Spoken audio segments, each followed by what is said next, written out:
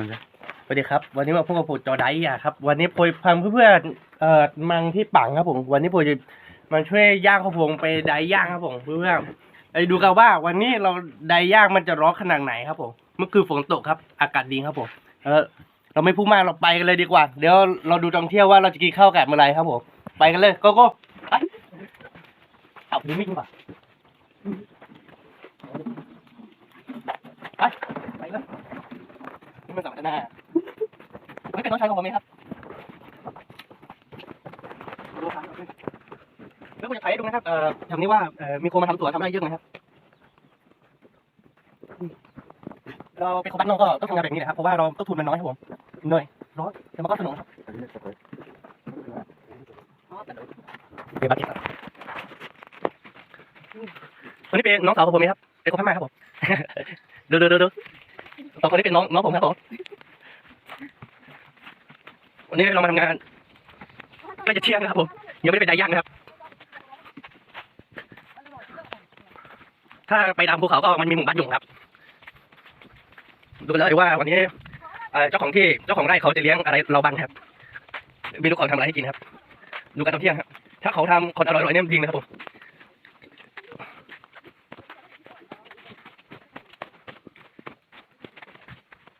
ดูเพื่อนมีคนมาทำงานด้วยครับแต่เอาเยอะแยะครับผม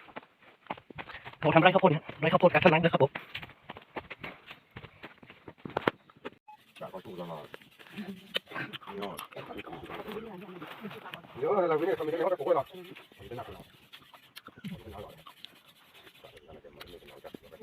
อร่อย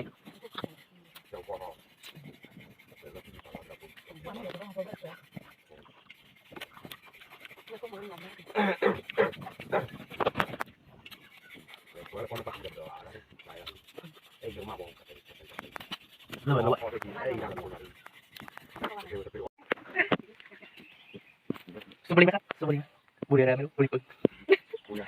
ปืนใบไม้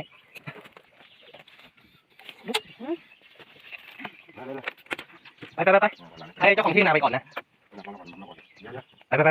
แล้วฝนตก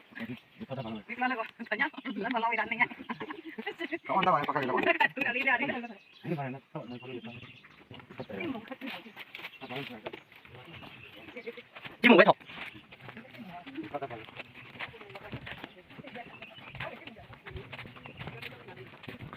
กำลังจะลุยเขาแล้วครับลุยเขา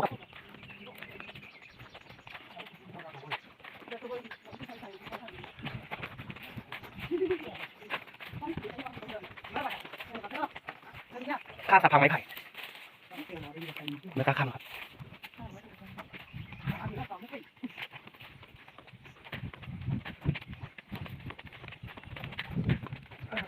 เพื่อที่นี่มีบ่อน้ำด้วยครับผมในอ่างมีบ่อน้ำด้วยครับต้องไปไดย่างตรงนี้นะครับเยอะจัด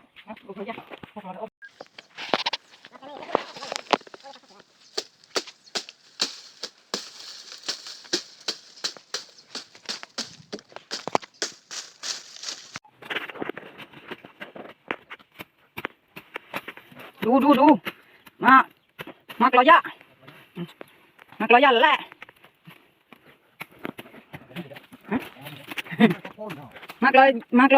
ละข้าวผู้สี่กงห้ากงยังไม่กินข้าวเลยตั้งแต่เช้าแล้วยังไม่ได้กินข้าวไอ้เช้าละหุงข้าวละหิวกูก็ไม่กินยังไม่กินข้าวเลยตั้งแต่เช้าแล้วปกติให้เจ้าของไร่มีข้าวก็ประมาณ10 โมงแต่วันนี้ก็ใกล้เที่ยงแล้วเขาไม่กินข้าวเจ้าของไร่ใจร้าย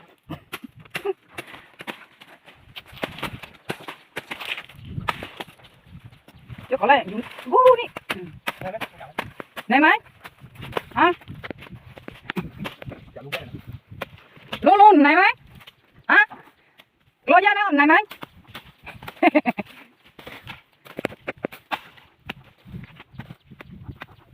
รอยะบอไม่ตะลิเนี่ยก็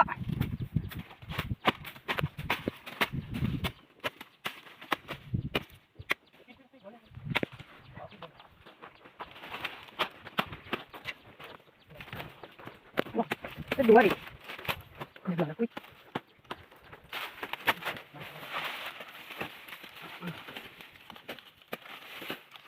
โมดิกัดกันเด้อมีไข่ด้วยมีไข่ด้วย โอเค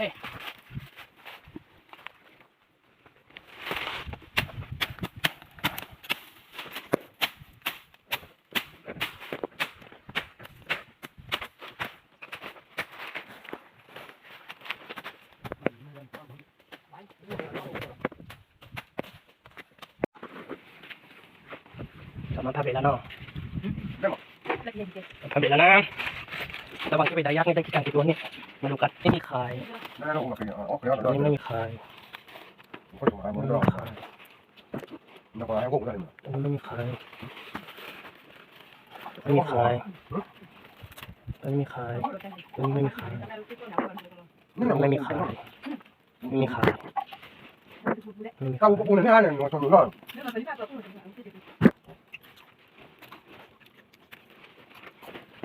Ini pilih sama. Dua.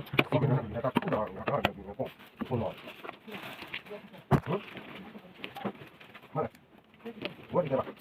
Mana dia? Mana dia? Mana tahu tak kau?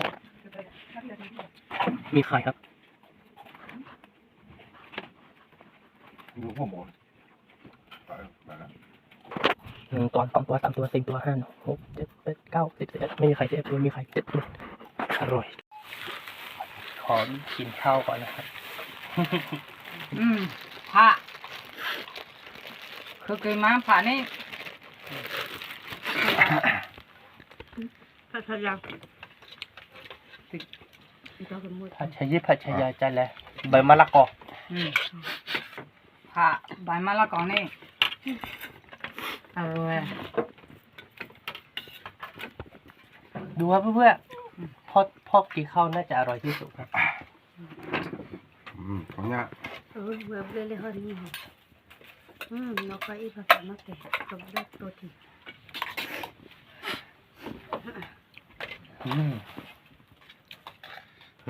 ถอยเนี้ยđã đi ra chữ thời gian như nào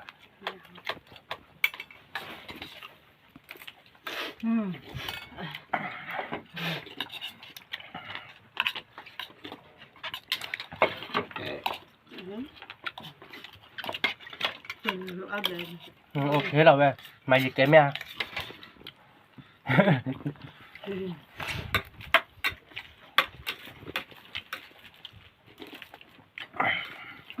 ăn lắm ạ ăn rồi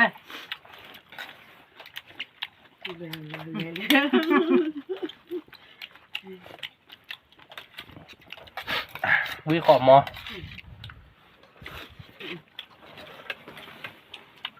mình để thằng nhá ư hạt chắc chắn có cô lái cô xe cô ấy xịt vậy chạy ra bao rồi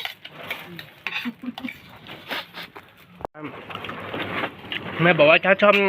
ให้มันกินข้าวในปังก็กดไลค์กดแชร์กดอิสเครด้วยครับ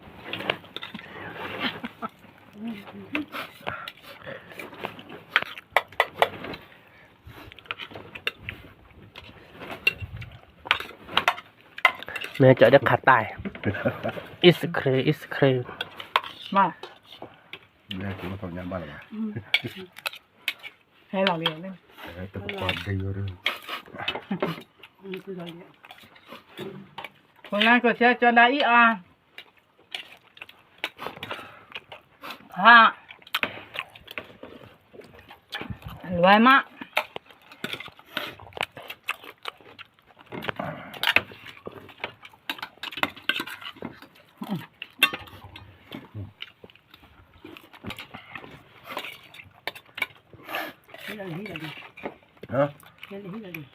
กินไม่ชอบกินข้าวแล้วกินข้าวชอบก็ไม่รวยกินข้าวมึงนี่อร่อย แล้วก็หล่นแล้ว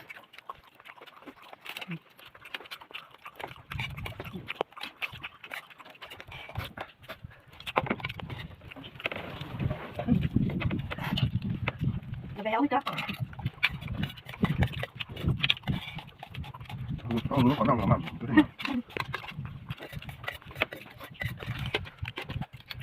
หมดจ้ะ อร่อยไหมครับ อ rồi chim chi แต่รวยมากเลย Ui vậy. ตลอด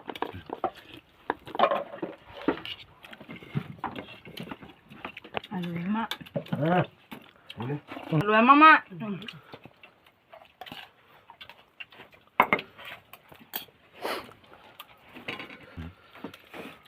Mình đưa đây xuống. คุกระยาเนี่ยกินข้าวเยอะๆกินอร่อยไปซื้อหมู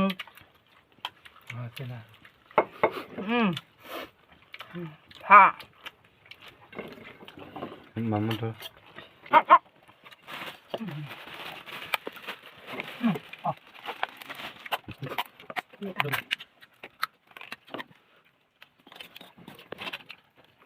ที่หมูเนาะที่หมูมันเยอะเนาะนะพี่ดูจังกันจะมีอะไรก่อนบ้างไม่ดูไป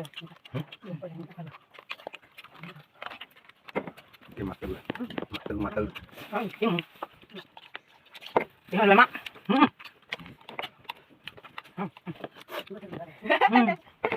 อะไรกัน giờ tôi chơi với nhau đâu cũng đó đâu cũng kia เลิก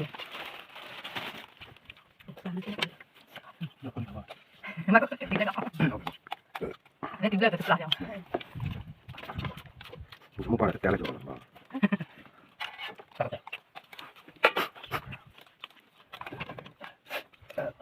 คนนักที่กินปลา Mà tôi bị tụi không.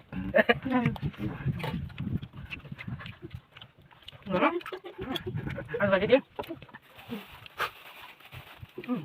đây còn nó มาก là bé cái gì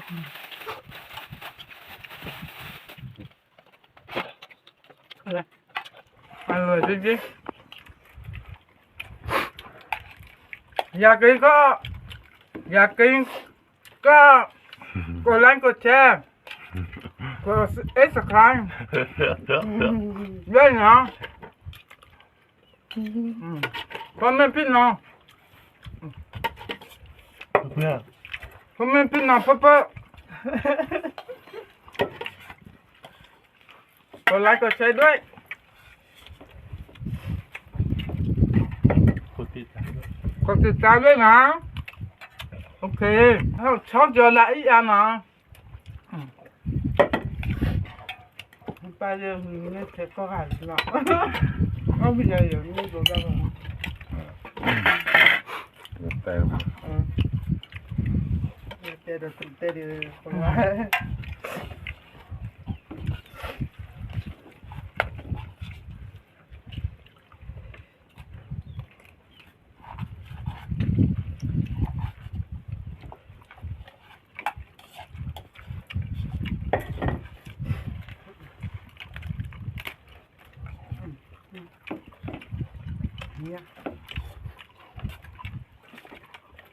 ชอบกินผักนะ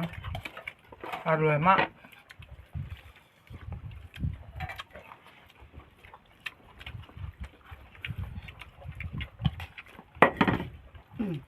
อร่อย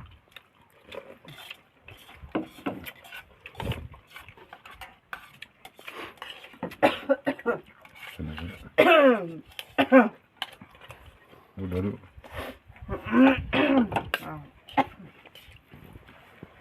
น้ำพี่รอดทีตุ้ง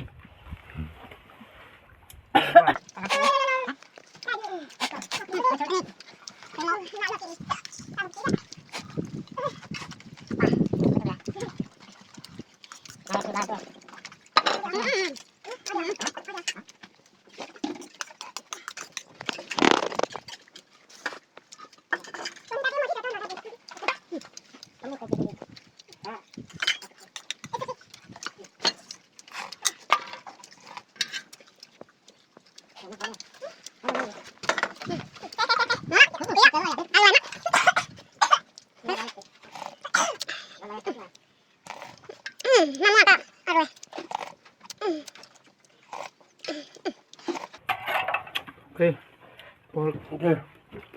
ถ้าจอดาอีกอ่ะ เอาละเพื่อนๆสำหรับที่นี้ก็คงไม่มีอะไรมาก ถ้าชอบใจคลิปของเราก็อย่าลืมกดไลค์กดติดตามกด subscribe พวกเราด้วยนะครับถ้าชอบใจ